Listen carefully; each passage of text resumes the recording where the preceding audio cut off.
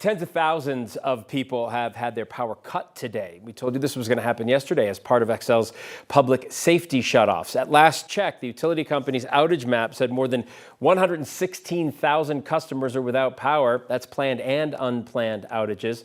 Xcel says until the wind dies down, won't be able to start the process of restoring power. And that process itself involves inspecting more than 650 miles of power lines.